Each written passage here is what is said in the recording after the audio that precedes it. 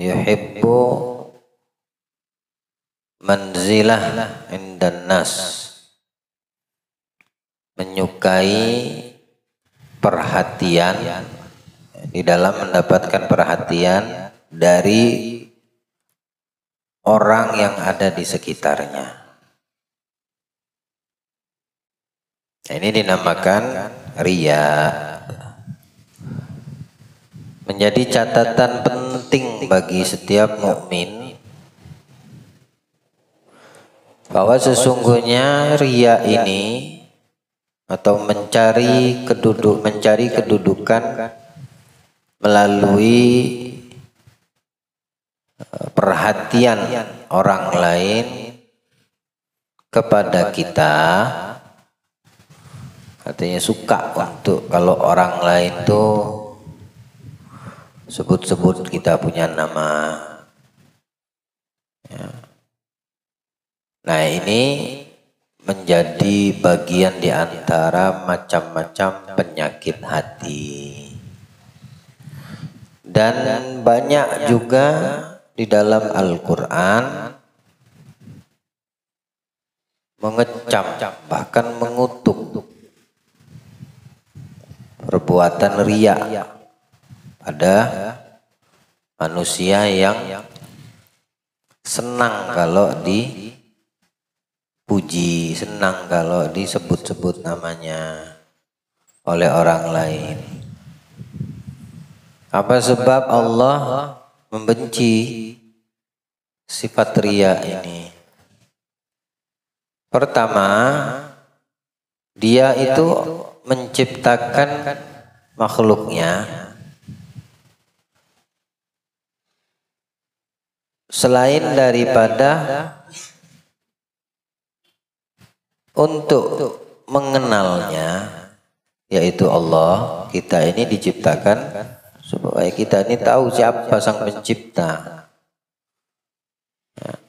Kemudian apa gunanya kita ini diciptakan olehnya Allah. Bagaimana caranya kita mengenal sang pencipta?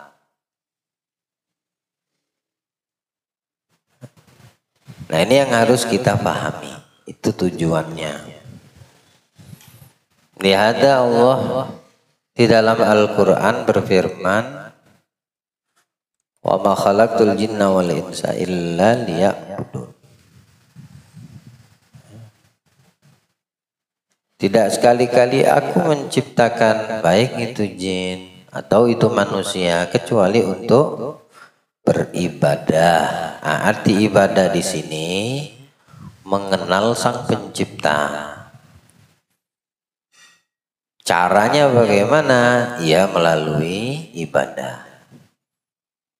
Kalau ibadahnya sholat, maka dia sudah memahami salah satu metode untuk bisa mengenal Tuhannya, manusia ini. Nah, kalau sudah kita diberitahu tujuan hidup kita mengenal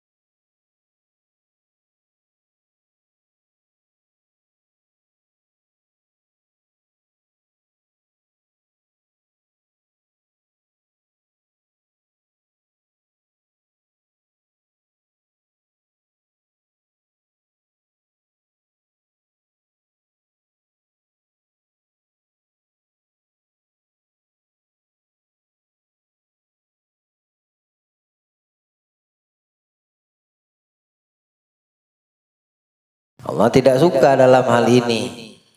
Lihat Allah mengatakan di dalam Al-Quran, ini ayat, fawailul lil musallin. Celaka bagi orang yang mendirikan sholat. Kan sholat itu kan salah satu cara atau metode seorang hamba untuk mengenal Tuhannya dengan cara ibadah. Sholat namanya.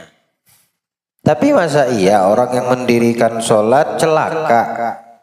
Maka celakalah bagi orang yang sholat. Di mana letak kecelakaan? Di mana letak tidak baiknya bagi orang yang mengikuti keinginan dan mengimplementasikan tujuan yang ingin dia dapatkan, ya dengan sholat salah satunya, selain daripada banyak faktor lain atau yang Allah larang. Tapi udah kita jalankan sholatnya, tetap aja celaka. Di antara ulama menafsirkan, ahli tafsir dari ayat wail ini nama satu wadi di dalam neraka jahanam. Ya, di dalam neraka itu ada namanya neraka wail. Nah, neraka wail ini siapa yang akan menjadi penghuninya? Di antaranya orang yang mendirikan sholat. Mestinya kan yang mendirikan sholat masuk surga. Nah, makanya kalau kita pernah mendengar penjelasan Nabi kita Muhammad SAW akan perihal orang yang masuk ke dalam surga itu karena rahmatnya Allah, bukan karena amal, ya tak? Ada yang 500 tahun ibadah, ketika dia menghadap Sang Khalik ditimbang dan dimasukkan ke dalam surga karena rahmatku, kata Allah. Protes ini makhluk satu ini, manusia ini yang 500 tahun itu ibadah. Ya Allah, masuk surgaku ini karena aku ibadah 500 tahun. Lalu Allah menimbang nikmat mata gitu. Ternyata nikmat mata ini bisa melihat, ketika ditimbang mengalahkan beratnya daripada ibadah 500 tahun. Itu bukan sekedar sholat yang dilakukan 500 tahun itu, puasa di siang hari, ya, menghidupkan malam dengan ibadah, belum lagi zikirannya.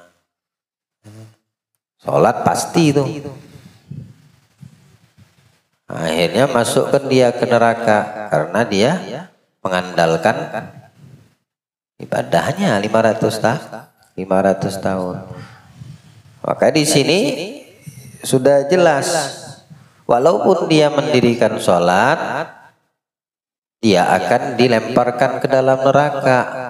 Nah, menunjukkan amal kita ini kalau bukan karena rahmat dari Allah, fadilahnya, keutamaan yang ada yang dimiliki oleh Allah, keramahannya, kasih sayangnya, kalau bukan karena itu, ibadah kita ini tidak ada artinya. Tapi cara untuk kita mengenal Tuhan kita Allah dengan apa yang diperintahkan, salah satunya sholat. Nah, sudah sholat masih masuk neraka. Dari sini kita sudah bisa paham rahmat Allah yang menjadikan kita ini bisa masuk surga, selamat dari neraka. Adapun sholat, ibadah yang lain, malah kan Allah yang memberikan pahalanya. Ya, yang memerintahkan itu cara untuk kita kenal. Dari apa yang kita lakukan itu dikasih upah sama Allah, dibalas, diganjar dengan surga. Tapi kenapa di ayat ini dia Allah mengatakan orang yang sholat akan diseret ke dan dilempar ke neraka wail. Sebabnya alladzina hum an sholatihim sahun. Ini sebab pertama, dia melalaikan di sini menghambat waktu pengerjaan pelaksanaan sholat. Hati-hati, jangan sampai kita ini terhadap satu perintah yang Allah haruskan pada kita orang beriman muslim, sesibuk apapun, ya, sesibuk apapun. Kalau itu urusannya duniawi, ya, selama kamu tidak lupa atau hilang akal, maka jangan pernah mengabaikan perintah ini, sholat ini. Pengabaian salah satunya apa? Menunda pelaksanaan ibadah sholat karena ada faktor urusan dunia yang menjadikan dia melalaikan dirinya dari waktu sholat. Nantilah, masih ada waktu, nantilah, ujung-ujungnya dekat waktu sholat berikutnya tiba baru dia sholat, ya, didirikannya. Walaupun dalam keadaan seperti itu terancam orang yang mendirikan sholat, itu faktor pertama. Jadi tegakkanlah ibadah sholat ini di waktu yang sangat dicintai Allah, jangan waktu yang dibenci sama Allah. Waktu yang dibenci sama Allah itu apa? Akhir-akhir waktu, mengakhirkan waktu sholat. Usut punya usut, ternyata sebab pengakhirannya adalah urusan dunia, kerja, pasar, kantor, bisnis. Pokoknya urusan dunia yang menjadikan dia abaikan waktunya. Itu yang pertama. Lalu yang kedua, sebab orang yang sholat masuk ke dalam neraka wail apa? Alladzina hum yura'un. Nah, ini yura'un, riya. Orang-orang yang berbuat riya di dalam amal baik.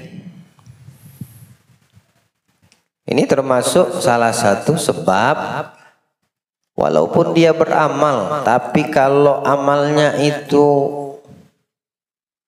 untuk mendapatkan kedudukan perhatian dari selain Allah, meskipun kakinya sampai bengkak berdarah mendirikan sholat, tetap dia akan ditempatkan di neraka wail, sampai.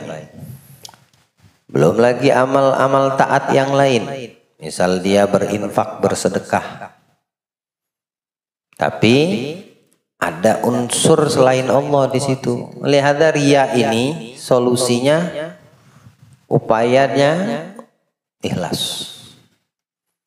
Obatnya riya itu ikhlas. Tamam. Kan kalau riya menginginkan perhatian dari orang, pujian dari orang, dan itu dibenci sama Allah. Maka satu-satunya yang harus kita bisa mendapatkan pujian jangan dari manusia, dari yang menciptakan dan yang memerintahkan kita beramal baik.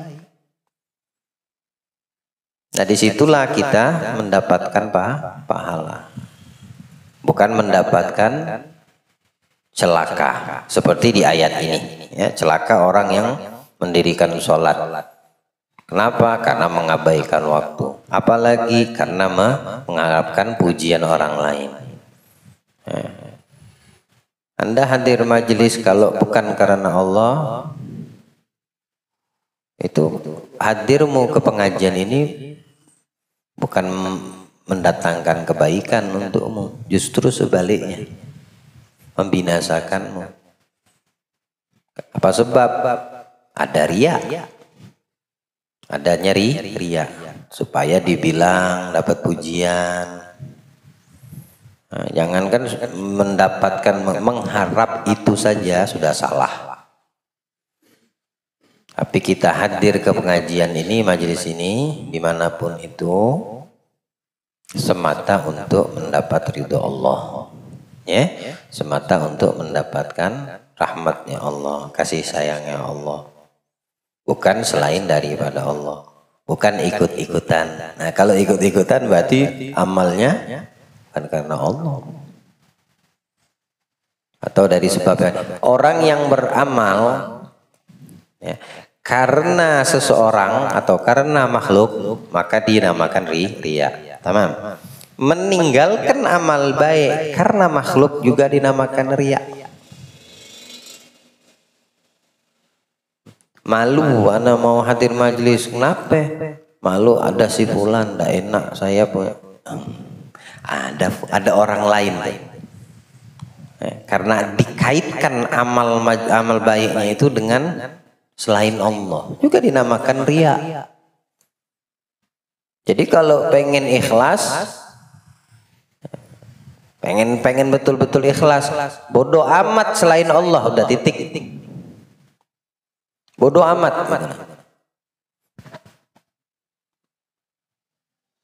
Pokoknya aku tujuanku beribadah, sholat, sedekah, hadir majelis, wirid, zikir, baca Quran dan lain sebagainya. Semua amal-amal soleh aku lakukan untuk Allah. Bodoh amat ya, selain Allah tuh bodoh amat ini. Paham maksudnya? Itulah yang dinamakan ikhlas. Karena hanya Allah. Selain Allah, bego amat dah, gak peduli aneh. Karena ini kebaikan. Yang kulakukan ini amal baik. Apapun yang dinamakan amal baik, catat baik-baik itu. Ini sebagian daripada contoh saja dari amal baik yang dimaksudkan ibadah sholat. Imam Ghazali ini di dalam Ihya Ulumuddin itu menjelaskan ya, satu riwayat hadis yang diriwayatkan oleh Ibnu Abdullah ibn Mubarak. Beliau mengatakan kalau sahih sanad hadisnya ini, maksudnya bukan masuk hadis sahih seperti Bukhari Muslim ya. Derajat paling rendahnya sampai ke dhaif. Bukan sebagian orang-orang yang ada yang mengatakan hadisnya maudhu. Lah, Imam Ghazali itu meletakkan hadis-hadis di dalam Ihya itu tidak ada maudhu. Ratingnya itu sampai ke dhaif.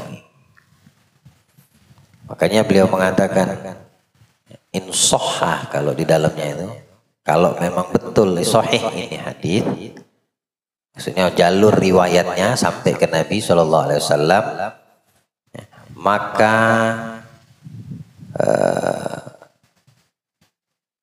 isi dari kandungan hadis ini akan menjadi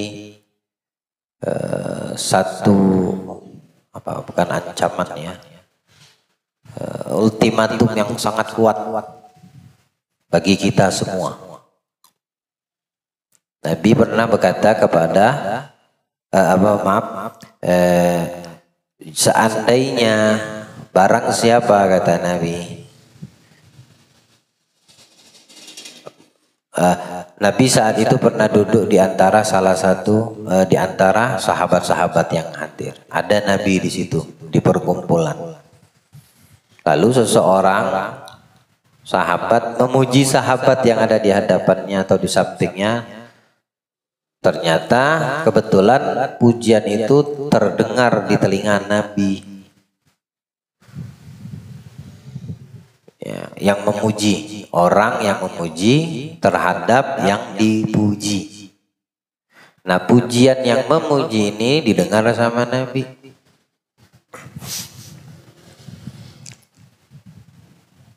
Kata Rasulullah, seandainya yang dipuji, bukan yang memuji ya, seandainya yang dipuji termakan pujiannya, maka tempat kembalinya adalah neraka. Jadi jangan senang untuk dipuji. atau mencari pujian. Nah, itulah yang dinamakan riya. Perumpamaan riya itu seperti perbuatan syirik, menduakan Allah tapi dia tersembunyi. Apa sebab? Beramal itu mestinya lillahi ta'ala, tapi karena ada unsur penyakit hati yang namanya riya, ibadah yang dia lakukan itu untuk mengharapkan pujian dari selain Allah. Makanya Nabi juga mengatakan riya kecil tersembunyi. Riya syirik, maaf, riya itu syirik kecil tersembunyi. Karena ibadah yang amal kebaikan yang dilakukan oleh manusia ini ada selain Allah. Di dalam hatinya, bukan terang-terangan dia ngomong, ana mau sedekah puji ya. Bukan. Cuma terbesit aja di dalam hatinya. Ketika ada orang, tambah ibadahnya. Ketika tujuannya apa? Tujuannya adalah pujian. Makanya dikatakan Nabi sebagian hadis, riya ini syirik tersembunyi. La ilaha illallah. Allah sucikan hati kita dari penyakit-penyakit hati ya. Di antaranya adalah penyakit riya. Baik. Allah Ta'ala berfirman, "Faman kana yarju liqa'a rabbih falyamal amalan salihan wa la yusyrik bi ibadati rabbih ahada." Barang siapa mengharap perjumpaan dengan Tuhannya, maka hendaklah ia mengerjakan amal yang soleh dan janganlah ia mempersekutukan seorang pun dalam beribadah kepada Tuhannya. Jelas tuh kan hadis Al-Quran ini maknanya, karena ada unsur riya di situ. Barang siapa yang mengharap perjumpaan dengan Tuhannya, maksudnya Allah, pengen berjumpa sama Allah. Kita ini semua pasti akan mati meninggalkan dunia. Tapi siapa yang mau kita temui setelah mati ini? Sebaik-baik pertemuan adalah perjumpaan makhluk dengan Khalik. Antara makhluk dengan sang pencipta. Sebaik-baik perjumpaan. Tapi kalau kita ingin berjumpa dengan Allah, Allah yang kasih tahu syaratnya. Ini syarat dulu. Syarat kalau pengen habis meninggalkan dunia ini bisa mendapatkan perjumpaan dengan Allah. Apa? Amalan sholihan. Lakukan amal soleh. Itu syarat pertama. Beramal soleh kamu. Taatlah. Dari yang diwajibkan, jalanin. Dari yang disunnahkan, maksimalkan. Dari yang dilarang, jauhi. Dari yang tidak disuka dan dibenci, jauhi. Itu syarat pertama. Yang ingin berjumpa denganku, artinya jumpa sama Allah, bahagia, selamat dia dari siksa. Padahal semua manusia pasti akan mendapatkan perjumpaan tersebut. Cuma ada yang menjumpai Allah dengan Allah merahmatinya, ada perjumpaan Allah murka kepadanya. Tapi perjumpaannya tetap bakal terjadi. Tapi yang kita harapkan, pengen perjumpaan kita dengan Allah itu bahagia, senang dengan perjumpaan. Lama keluar dari daerahnya, musafir. Yang anak misalnya berangkat pesantren, berbulan, bertahun. Saya tanya, kangen enggak orang tua itu kira-kira? Pasti kangen.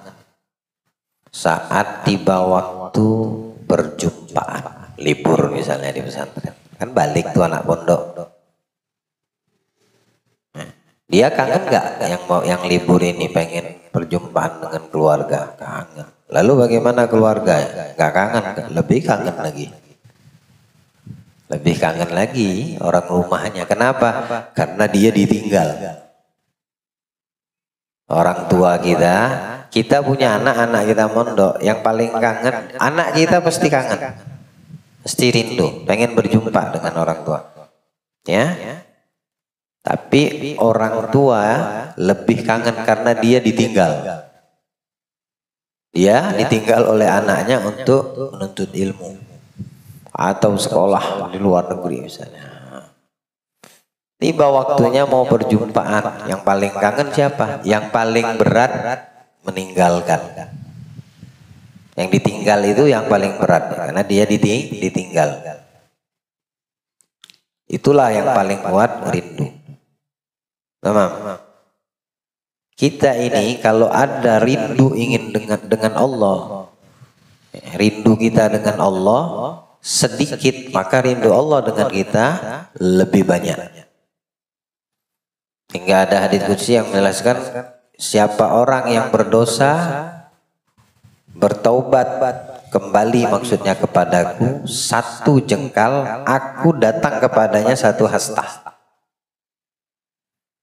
Kalau dia mendatangiku berjalan, aku datangi dia berlari, kata Allah. Sangkin apa? Sangkin senang dan bahagia Allah ada hambanya yang betul-betul di dalam taubatnya dan pengen mendatangiku, pengen mendapatkan rahmat dan ampunanku. Kita merangkak Allah dengan cara melangkah. Kita satu langkah, satu jengkal Allah satu asa. Itu berjalan Allah berlari.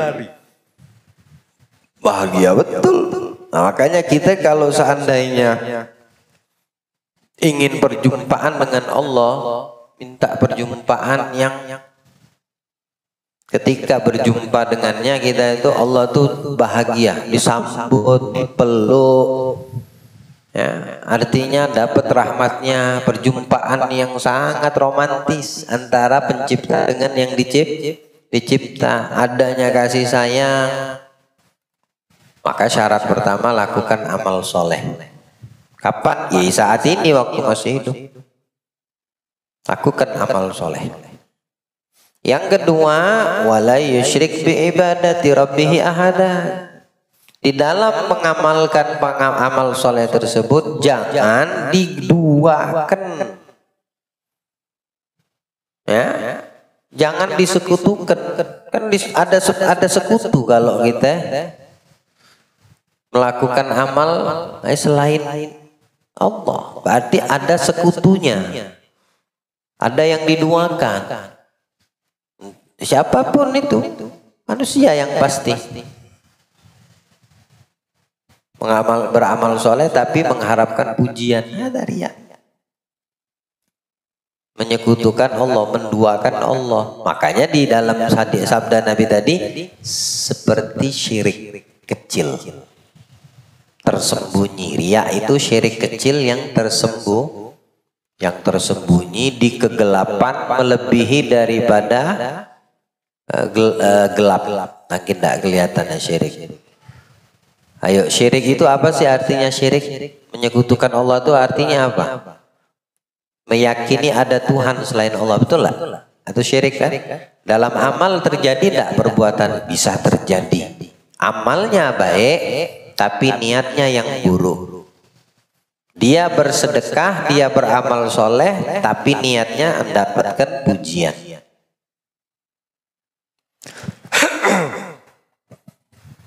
Dia membaca Al-Quran, dia menjadi seorang qori, hafal Quran. Dia menuntut ilmu, dia mengeluarkan harta. Bilang Allah, dia supaya mendapat pujian orang kalau dia qari, suaranya bagus atau dia hafal Quran. Bilang Allah, dia cuma ingin dikatakan niatnya, maksudnya dia keluar misalnya jihad fisabilillah supaya dikatakan pahlawan yang gugur di medan perang, pemberani. Mestinya fisabilillah, bukan fisabilin nafs. Di jalan hawa nafsu ada niat, nah itu menyekutukan Allah supaya dibilang hebat. Lalu kata Allah, ini Nabi jelaskan di hadisnya, dia supaya dibilang dermawan. Nah, siapa ini yang mengeluarkan harta supaya orang lain melihat dan dikatakan baik betul ini ahli sedekah, dermawan orang baik. Kata Allah, ya ambil pahala dari yang kau niat, mintalah sama dia. Kenapa minta kepadaku pahalanya? Kan kamu keluar di jalan Allah, berperang untuk dibilang pahlawan. Sudah kau dapatkan, kata Allah. Sekarang kamu di mata manusia itu seorang pahlawan. Kamu bersedekah dengan hartamu, mengeluarkan hartamu supaya kamu dibilang dermawan. Orang yang sudah bilang semua kamu dermawan. Sudah kamu dapatkan yang kau niatkan. Karena menyekutukan Allah tadi. Nah, ini maksudnya mempersekutukan. Ya, syirik di dalam amal adalah adanya selain Allah di dalam melaksanakan amal baik tersebut. Tapi kalau syirik secara zahir dan i'tiqad, meyakini ada Tuhan selain Allah, secara zahir dia menyembah seperti patung, matahari, benda, berhala. Itu secara zahirnya. Ada syirik memang betul-betul zahir batin, tapi ada syirik yang zahirnya mengucapkan 2 kalimat syahadat, praktek amal baiknya menyekutukan Allah. Siapa yang di dalam hatinya ada riya? Maka yang seperti itu gak bakal mendapatkan perjumpaan dengan Allah dalam keadaan Allah ridho kepadanya. Ya, ada Allah firmankan dalam Al-Quran, "Faman kana yarju liqa'a rabbi falyamal amalan shalihan." Pertama. Wala yusyrik, yang kedua, bi ibadati rabbih ahada. Siapapun maksudnya. Jangan disekutukan di dalam amal ibadah kita itu siapapun. Beramallah, tapi saat mengamalkannya jangan libatkan siapapun kecuali Allah. Namun Allah berikan pemahaman untuk kita. Ya. Kalau 2 ini kita pegang, insya Allah perjumpaan kita dengan Allah dalam keadaan ridho. Jadi tidak sia-sia amal kita itu ya, amalnya tidak sia-sia. Allah berikan pemahaman, ya Rabb. Amin. Taib. Dikatakan, ya Rasulullah, dengan apa kita selamat? Beliau menjawab, yaitu bila manusia tidak mengamalkan ketaatan kepada Allah Ta'ala demi mengharap pujian orang-orang. Nabi SAW bersabda, sesungguhnya yang paling ditakutkan atas kamu adalah syirik kecil. Para sahabat berkata, apakah syirik kecil itu ya Rasulullah? Beliau menjawab, riya. Ya. Syirik kecil dia tersembunyi, enggak ada yang tahu. Yang tahu yang punya hati tadi. Punya hati. Makanya yang Allah itu tempat Allah melihat adalah di dalam hati kita. Nah, disitulah kita diajarkan untuk senantiasa berbaik sangka. Jangan kita berburuk sangka. Ya. Karena Allah tahu isi hati manusia. Kita nggak tahu isi hati dia. Husnudzon aja udah. Dan tidak rugi, bahkan menguntungkan kita. Tapi kalau buruk sangka itu sudah baik, sudah nggak baik, udah nggak bagus. Ternyata keluar daripada yang kita ketahui, yang kita sangka, dosa lagi sudah. Nah, sudah berdua dosa, sudah ada dapat berbaik sangka. Memang. Tapi adapun dalam hatinya ini Allah yang tahu, dan dirinya kalau dia berbuat baik karena selain Allah, maka dia telah masuk ke ranah perbuatan syirik kecil seperti yang dinaskan oleh Nabi melalui hadis.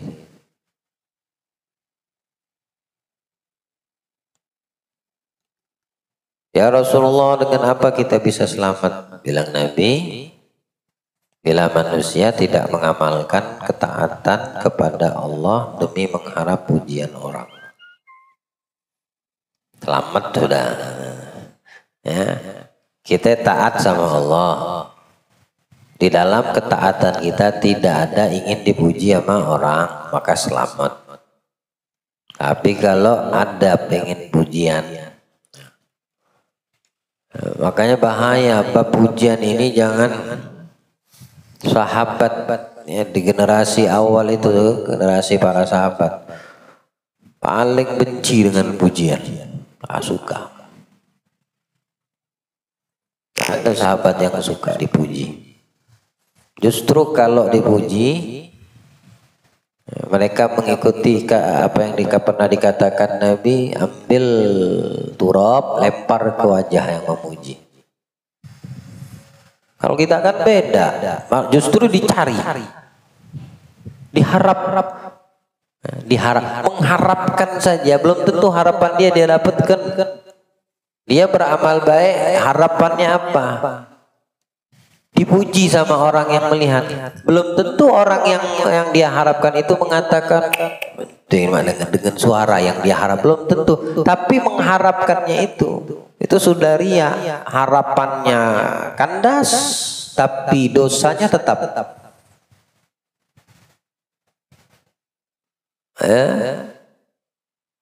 Seperti itu yang namanya ria. Nah, repot juga kalau di zaman kita ini.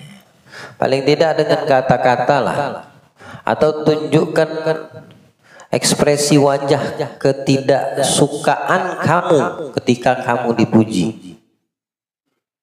Karena itu bisa membahayakan. Kalau yang kemarin pekan lalu kan di situ dibilang pujian itu kan bisa didapati oleh dua. Karena sebab dua. Kedudukan atau kekayaan, urusan duniawi bisa dengan bab ilmu. Kan? Kalau yang urusan duniawi ya cuma hayalan saja, itu dia dapatkan di dunia yang diharapkan. Tapi di akhirat nggak ada arti. Justru membinasakan dia. Tapi kalau ilmu membawa orang hidup dunia dan di akhirat. Tapi tidak boleh merasa aman. Ketika orang berilmu itu dipuji, itu malah justru membuat tergoncang kalau dia tidak bisa memahami arti pujian yang ditujunya, yang tertuju kepadanya. Sehingga dikhawatirkan saat mati dalam keadaan tidak baik. Maka ilmu itu tidak ada manfaat kecuali di dunia saja bagi si alim ini. Di akhirat tidak. Kenapa? Karena dia senang dipuji, senang dipanggil ustaz. Kalau ada, saya lebih senang kalian panggil Habib daripada ustaz. Ya, ini ada orang. Kalau Habib itu disayangi, orang yang disayangi, orang yang menyayangi, orang yang dikasihi, ya, orang yang mengasihi. Kalau ustadz itu orang yang berilmu tinggi. Nah ini ilmunya cetek, dipanggil ustadz medok, kayak gendum kena air. Digoreng tuh, nah roti goreng itu kan ada unsur gendum tuh. Kalau masuk ke minyak jadinya gimana tuh? Mengembang. Ilmu kagak ada. Gak pantas dipanggil dengan panggilan ustadz. Ya balik kepada orangnya. Ya. Tapi ketika dipanggil ustadz, senangnya bukan main. Nah, itu hati-hati tuh pujian seperti itu. Hatimu saat ini sedang berperang dengan dirimu sendiri. Mestinya kamu tidak suka. Jangan disukai yang seperti itu. Jangan merasa nyaman. Ya, tapi tidak mungkin juga mengikuti apa yang dilakukan di zaman Nabi. Ambil turab, lempar wajahnya, ribut inti, berantem medinya, ambil pasir atau ambil batu lempar. Ngomong aja baik-baik. Maaf, aku sebetulnya paling tidak suka dari apa yang barusan kamu lakukan, memujiku, walaupun betul adanya, walaupun betul, tapi aku tidak suka. Tolong jangan diulanginya, tolong hargai saya. Gak usah puji-puji. Cukup kamu lihat, kamu tahu, gak usah kamu puji. Aku takut hatiku. Nah, timbul ria, akhirnya amalku sia-sia. Ngomong ke orang tersebut. Kenapa Allah lebih suka dengan amal yang sifatnya tertutup daripada yang tampak, seperti bersedekah, sir, diam-diam. Bukan artinya bersedekah. Kadang bersedekah terang-terangan justru mendatangkan kebaikan yang lebih. Karena ada tujuan tertentu, misal untuk mematikan kesombongan orang. Tapi Allah lebih suka dengan orang yang bersedekah diam-diam, karena itu bisa memadamkan murkanya Allah. Shadaqatus sir tutfi'ul ghadab rabb. Sedekah yang diam-diam itu mematikan murkanya Allah. Ya. Kadang-kadang seperti itu. Karena ketika orang tidak ingin diketahui dari amal kebaikannya oleh orang lain, dia bisa fokus kepada satu, yaitu Allah. Nah, dia cuma memahami aku beramal untuk Allah. Kalau dilihat sama orang, bahaya nanti dipujinya. Makanya dia ngambil alternatif diam-diam. Nah, itu kan dua ini. Makanya Nabi SAW mengatakan, kalau pengen selamat, bila manusia tidak mengamalkan ketaatan kepada Allah, mengharap pujian orang. Lalu sudah ada harapan, mengharap itu mengharap. Belum tentu harapannya dia dapat. Mengharap aja itu baru namanya udah ria. Dia mengeluarkan hartanya mengharap. Harapannya apa? Paling kecil misalnya rasa terima kasih dari orang yang dibantunya. Mengharap. Apakah harapan itu pasti dia dapat? Orang yang memberi, kadang-kadang nggak ada orang yang memberi itu, yang diberi itu mengatakan, oh terima kasih banyak. Ya kalau orang yang punya etika, tahu sopan santun, oke lah, dia akan mengatakan jazakallah khair, terima kasih banyak. Ya, tapi kalau dia tidak mengatakan, sudah nggak apa-apa. Nah, yang jadi masalah, kita yang memberikan itu mengharap minimal ucapan dari yang diberi terima kasih darinya. Itu sudah salah. Itu sudah namanya riya di dalam amal, karena adanya harapan dari kebaikan. Maka diubahlah harapan itu dari Allah membalas kebaikan. Ya, firman Allah dalam Al-Quran, innaman nut'imukum liwajhillah la nuridu minkum jazaan wala syukura. Kami ini memberi makan semata untuk Allah. Ini ayat ditujukan kalau tidak salah kepada Sayyidina Abu Bakar. Sebagian riwayat pada Sayyidina Abu Bakar kan orang ahli sedekah. Ya. Memberikan makan, memberikan kebutuhan. Kalau datang musim dingin, persiapan dibagikan. Baitul Mal di zaman Sayyidina Abu Bakar itu banyak kosong daripada isi. Ya, ketika Baitul Mal kosong, hartanya dengan harta bendanya dia isi, tentu dibantukan kepada kaum muslimin dari orang-orang du'afa yang lemah. Dan beliau bukan memerintah, turun langsung dengan tangannya sendiri. La nuridu minkum jazaan wala syukura. Kami memberi makan ini cuma untuk mengharap liwajhillah. Tidak kami mengharapkan dari kalian pujian atau ucapan terima kasih. Tak mengharapkan. Itu Allah kasih tahu kan kepada kita di dalam firman-Nya, ya, melalui Al-Qur'an, melalui Al-Qur'an itu artinya ikhlas. Jadi yang paling ditakutkan oleh Nabi pernah bersabda terhadap diri kita adalah perbuatan syirik kecil. Ketika sahabat bertanya, itu beliau menjawab riya. Syirik kecil itu adalah riya. Kalau syirik besar memang betul-betul menyekutukan Allah, menyembah kepada selain Allah, tidak meyakini Allah itu satu-satunya Tuhan, ada Tuhan yang lain, menduakan Dia, atau syirik betul-betulan secara lahir. Kalau secara yang tersembunyi di batin kecil ada riya.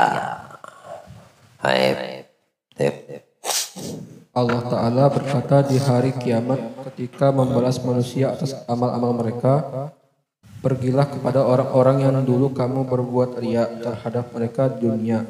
Lihatlah apakah kamu mendapatkan balasan dari mereka. Nabi SAW bersabda, berlindunglah kamu dengan Allah dari Jubbul Huzun, lembah duka. Ada yang bertanya, apa itu ya Rasulullah? Beliau menjawab, sebuah lembah di neraka jahanam yang disediakan bagi para pembaca Al-Quran yang berbuat riya. Amal ibadahnya baca Al-Quran, riyanya apa? Supaya dibilang qari. Nabi jelaskan tuh, maksudnya ahli Quran ini, supaya dibilang qari atau penghafal Quran ini. Masya Allah, itu niatnya di dalam ibadah yang bersamaan dengan Al-Quran. Bilang Allah pada hari kiamat membalas manusia atas amal mereka. Ia pergi kamu kepada orang yang kamu inginkan pahala. Kan kamu beramal riya, ada di dalam dirimu riya, pengen dapat pujian dari orang, maka mintalah pahala dari dia, kata Allah. Digituin sama Allah. Kenapa kamu minta pahala dariku? Meskipun kamu berbuat baik, amal yang kamu lakukan itu mengikuti standar perintah yang ku turunkan, kuwajibkan. Tapi kan niatmu supaya mendapatkan pujian dari orang lain. Ya kalau gitu minta pahala dari dia. Paham maksudnya? Ya. Tapi kalau kamu memang untukku semata, liwajhillah, aku beri pahalanya dari amal baik yang kamu lakukan. Lihat apakah kamu mendapat balasan dari mereka? Tentu yang hadir saat ini kita semua bisa menjawabnya. Karena dia sudah melakukan riya. Allah bertanya nih. Coba kamu ambil hikmah dari apa yang ada ini. Ya, seolah-olah seperti itu pernyataannya. Apakah kamu mendapat balasan dari mereka? Jawabannya tidak. Jawabannya tidak. Dapatkah pahala dari yang kita mengharapkan pujian dari dia? Saya berbuat baik nih, saya mengharap misal. Semoga tidak. Waliyadzubillah. Jangan saya deh. Saya contohkan orang lain. Si A datang melakukan perbuatan amal baik. Dia bersedekah kepada si B. Niatnya riya. Kalau si B menerima sedekahnya. Karena yang bersedekah si A, yang menerima sedekah si B. Yang bersedekah ada riya di dalam hatinya. Mengharap kepada dari si B ini, apalah makasih pujian belum tentu didapatkan. Minimal dia dapatkan terima kasih, ya tak? Kalau pujian belum tentu. Kecuali mungkin si A bersedekahnya banyak kali, baru keluar tuh pujian. Itu ini dermawan, tak ada di dunia, di bumi ini seperti kau baiknya. Aku cuma butuh 10.000, kau kasih 10 juta. Subhanallah, baik betul. Kamu ini setengah malaikat, setengah manusia. Macam-macam pujian yang keluar. Nah, karena apa? Yang dibutuhkan 10.000, dapatnya 10 juta. Memang itu yang diharapkan oleh si A. Memang itu yang diharapkan. Pujian yang seperti itu. Mungkin di dalam benak si A yang bersedekah ini, kenapa tidak sekalian kau bikin syair dalam pujianmu, satu buku isinya syair pujian untuk, atau ku tambah 100 juta kah jadi kau bisa mengeluarkan syair. Nanti kita cetak sama-sama pujianmu terhadap aku. Misal, ini contoh saja ya. Dapatkah dia pahala dari si B? Mana dia dapat pahala dari si B? Yang dia harapkan dia dapatkan pujian. Tapi sedekahnya itu loh. Dapatkah dia pahala? Mestinya sedekah itu dapat pahala. Kalau semata karena Allah, jangankan pahala, jangankan ganjaran sedekahnya, dipuji dapat dia dari Allah pujian juga, pujian plus pahala. Tapi kalau si A si B ini, si B cuma bisa memuji, apa dia bisa memberi pahala? Sia-sialah sedekah yang dilakukan oleh si A, karena ada unsur riya di dalam sedekahnya tadi, maka dia merugi. Nabi SAW bersabda, berlindunglah kamu kepada Allah atau dengan Allah dari jubul huzun, lembah duka. Ada yang bertanya, sahabat yang ada di sekitar Nabi. Nabi jelaskan, apa itu jubul huzun ya Rasulullah? Bilang Nabi SAW, sebuah lembah di neraka Jahanam. Jadi jubul huzun ini ada lembah di perut Jahanam, di dalam perut Jahanam. Disediakan Allah bagi orang-orang yang ada di dalam hati suka melakukan riya. Di dalam amal baiknya ada riya. Setiap berbuat baik riya, demen mengharap pujian. Nah, ini tempatnya di dalam perut Jahanam, ada wadi lembah di perut Jahanam. Hingga di dalam riwayat yang lain Nabi itu neraka Jahanam itu memohon perlindungan kepada Allah dari sengatan panas ini jubul huzun. Neraka minta perlindungan dari neraka. Bayangin. Kita kan selama ini mungkin selalu mendengar neraka Jahanam paling dahsyatnya, paling buruknya tempat bagi orang-orang yang masuk ke dalamnya. Semoga Allah lindungi kita. Ternyata ada di dalam neraka Jahanam itu sendiri yang neraka Jahanam meminta perlindungan kepada Allah. Saking takutnya neraka Jahanam dengan ini wadi. Untuk siapa diciptakan itu lembah ini, wadi ini? Untuk orang yang suka beramal tapi ada riya di dalam amalnya. Berapa lama perlindungan yang dipinta? 1000 tahun. Neraka Jahanam itu minta perlindungan kepada Allah, jauhkan aku dari sengatannya, tidak kuat. Kata neraka, sesama neraka nih, sesama neraka. Ternyata lumennya, panasnya, cahaya panasnya itu berbeda. Ini kan lampu, sama-sama terang enggak? Coba ente pegang, yang terangnya kecil sama yang terang yang gede, sama enggak panasnya? Beda. Semakin yang 100 watt gede, panasnya tambah, lumennya juga tambah panas. Tapi yang 10 watt sama-sama cahaya, lampu juga, cuma lumennya kecil, bisa digenggam, masih bisa disentuh, masih bisa disentuh. Coba kalau yang cahaya terangnya itu. Nah, ini sama-sama api, satu namanya Jahanam, satu namanya jubul huzun. Sama-sama di satu tempat, sama-sama apinya. Subhanallah, panasnya yang beda. Yang membedakan adalah panasnya. Nah, si Jahanam tidak kuat menahan sengatan panas ini, wadi jubul huzun, maka dia minta lindungan sama Allah. Ya Allah, lindungi. Lalu bayangin gimana orang yang beramal dengan riya, karena itu jubul huzun diciptakan Allah memang khusus untuk orang-orang yang di dalam amalnya tidak ikhlas.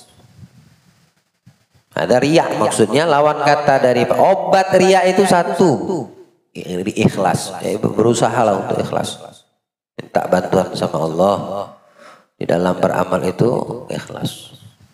Nah, selalu tanamkan lillahi ta'ala. Semua yang kita lakukan maka di akhir lillahi ta'ala. Al-Imam Sufyan Tsauri itu, Imam Sufyan Ats-Tsauri, beliau pernah mengatakan seperti ini. Selama lima bulan. 5 bulan aku tertahan, tidak bisa bangun malam. Seorang orang min ahli la ilaha illallah, min ahli ma'rifah, orang-orang wali min auliya Allah, dekat sama Allah, itu kalau tidak mendirikan malam, menghidupkan malam sehari, itu penyesalannya luar biasa bagi mereka. Ya. Atau bahasa lain, tidak mungkin seorang wali Allah itu tidak menghidupkan malam walau 1 kali. Walaupun 1 kali, tidak mungkin. Mesti dia menghidupkan malam dengan minimal di akhir malam, dipilihnya di waktu yang paling mustajab, paling berkahnya waktu di akhir 1/3 malam misalnya. Tidak, dia kebablasan malam itu tidak bangun sama sekali. Itu bukan wali Allah tuh kalau seperti itu. Ya. Kalau wali Allah tidak ada 1 hari absen untuk qiyamul lail. Ya, menghidupkan malam dengan ibadah. Sufyan Ats-Tsauri, seorang wali, seorang kekasih Allah di zamannya. Beliau pernah mengatakan, aku tertahan 5 bulan tidak bangun malam. Tersiksa banget. Ini orang pilihan Allah. Ketika ditanya oleh orang-orang di sekitarnya, apa sebabnya? Sebabnya 1 aja sebabnya. Apa? Aku melihat orang menangis, lalu terbesit di hatiku, ini orang nangis murain. Ria, nangisnya nangis ria. Cuma terlintas saja di hatiku, kata Sufyan Ats-Tsauri. Ini orang nangis ria nih, artinya pengen dapatkan perhatian orang lain karena tangisannya. Wah, ini mah ria nangisnya itu. Sebab itu aku terhijab bangun malam 5 bulan. Tersiksa aku, kata Sufyan Ats-Tsauri. Dari sini baru terlintas bagaimana yang betul-betul melakukan ria. Ini orang yang suudzon, dan ini gambarannya kan Sufyan Ats-Tsauri terlintas di dalam hatinya, ini ria. Berarti suudzon atau husnudzon? Suudzon. Itu membuat dia terhalang 5 bulan untuk qiyamul lail. Jika yang siang nangis betul-betul ria, lebih parah lagi dia. Sufyan Ats-Tsauri tidak ria, tapi dia buruk sangka terhadap yang nangis. Atau contoh nih yang lain, si A melihat si B bersedekah, kata si A, ria aja itu sedekahnya. Buruk sangka, dia memang tahu isi hati yang bersedekah. Yang tahu isi hati orang yang beramal adalah Tuhan dan dia, bukan orang lain. Tugas kita baik sangka, sudah. Baik sangka aja kamu tidak rugi, menguntungkan. Justru kalau berburuk sangka merugikan. Sangkaannya belum tentu tepat. Karena kita tidak bisa tahu isi hati orang. Yang tahu dia dan Allah. Ini balik ke pembahasan awal. Kalimatnya bodoh amat. Yang ada cuma Allah. Ini orang yang Masya Allah yang penting. Dia nggak peduli sama orang. Selama ini amal baik, aku niatku hanya Allah yang, tapi betul-betul di dalam niat nih. Adapun selain Allah bodoh amat. Yang tahu isi hatiku Allah. Paham sampai di sini? Nah, Allah berikan pemahaman untuk kita. Allah jadikan kita hamba yang bisa mengambil hikmah, yang senantiasa dalam keadaan dimanapun, kapanpun, saat kita beramal baik. Ya, terlindungi hati kita dari sifat syirik kecil yang tersembunyi ini, namanya riya ini. Ya, mudah-mudahan sebelum beramal kita sudah memahami kebaikan itu kita lakukan hanya untuk Allah. Ya, dan selalu minta perlindungan kepada Allah agar senantiasa terjaga hati kita dari semua penyakit-penyakit hati yang menjadi penghalang antara kita dengan Allah dan antara Allah untuk memberikan pahalanya terhadap kita yang beramal. Insya Allah minggu yang akan datang akan Nabi jelaskan satu hadis yang luar biasa, ajib. Dibawakan oleh Abdullah bin Mubarak dan Imam Al-Yaraqi juga dalam Ihya menjelaskan ini hadis panjang. Tapi nanti kita poin-poin terpenting nanti kan kita tandai ya. Insya Allah minggu depan Allah berikan umur panjang, sehat walafiat, diberkahi waktu dan umur kita selalu dalam keadaan taat padanya. Amin Allahumma amin. Wa sallallahu ala sayyidil mursalin Muhammad wa alihi wa sahbihi wasallam. Alhamdulillah rabbil alamin.